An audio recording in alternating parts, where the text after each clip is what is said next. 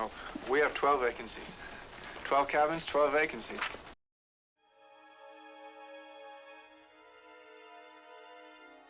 Alfred Hitchcock's Psycho isn't just a horror film. It's not just cinema, it's cultural disruption. Released in 1960, it shattered cinematic taboos, rewrote the rules of suspense, and redefined what audiences could expect from a movie. In this video, we'll break down how Hitchcock used narrative tricks, cinematic techniques, and psychological themes to create one of the most influential films in history.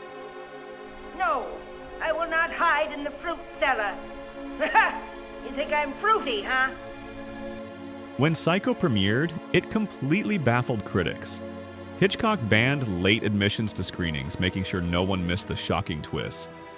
Audiences screamed, fainted, and kept talking about it for weeks.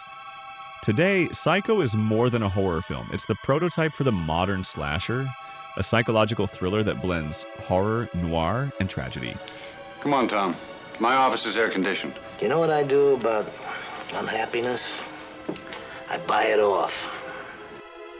There are several unique and interesting things about this film. For instance, the first 40 minutes trick us into believing that this is Marion Crane's story. She steals $40,000 and flees town. Classic film noir territory. But then comes the shower scene. Hitchcock doesn't just kill off his protagonist, he decimates narrative convention. Suddenly, the focus of the story shifts to Norman Bates. It's disorienting, it's shocking, and it keeps us guessing what's going to come. Let's talk about the scene. The shower murder scene lasts less than a minute, but it contains over 70 camera setups. No nudity. No knife actually piercing skin. Just rapid editing, screeching violins from Bernard Herrmann, and our brains filling in the horror.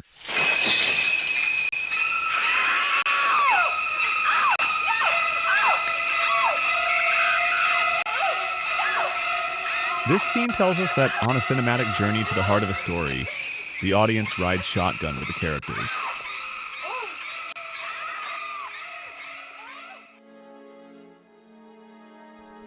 The shower scene wasn't just violence, it was art.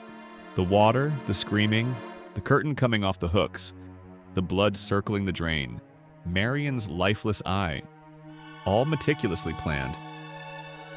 Hitchcock turned murder into art. There's no other way to say this, but with this scene, Alfred Hitchcock made murder look artistic, and in doing so, he created perhaps the most iconic sequence in film history and changed the course of cinema forever. Let's talk about Norman Bates for a while. Norman isn't a monster in a mask.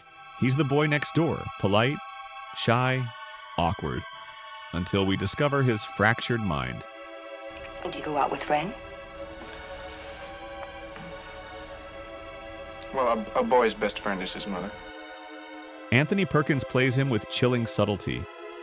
The stammering charm masks something darker. Norman is both son to his mother and mother to his son.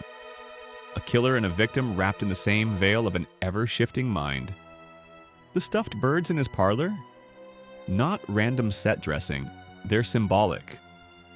Norman is like those birds, trapped, preserved, unable to live a real life, watching people come and go as they please.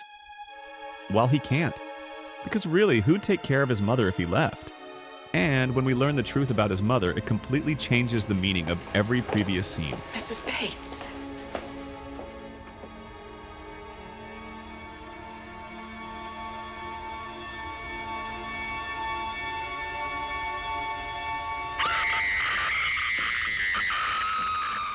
Hitchcock's craft is everywhere. The low angles that make Norman loom larger. The voyeuristic shots that make us complicit in watching. The stark black and white cinematography that heightens both realism and nightmare.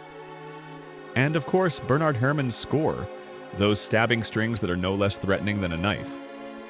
Without Psycho, there's no Halloween, no Texas Chainsaw Massacre, no Silence of the Lambs. Without Psycho, there's no Tarantino, no David Fincher, and in all probability, no Christopher Nolan.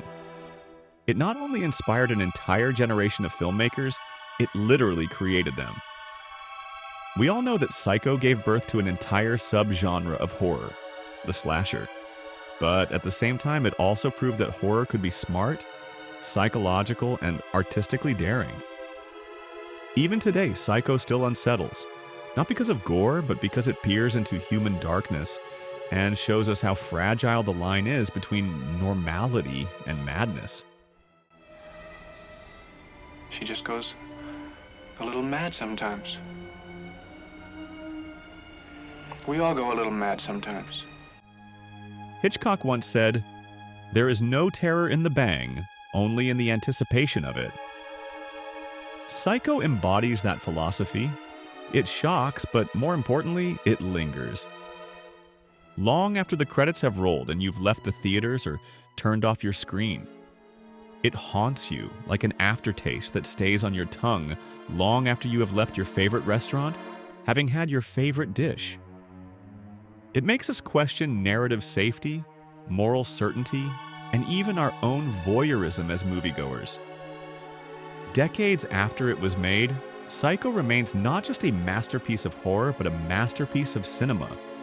But most important of all, it remains and will remain, for all time to come, a peek into the fractured mind of a charming young man.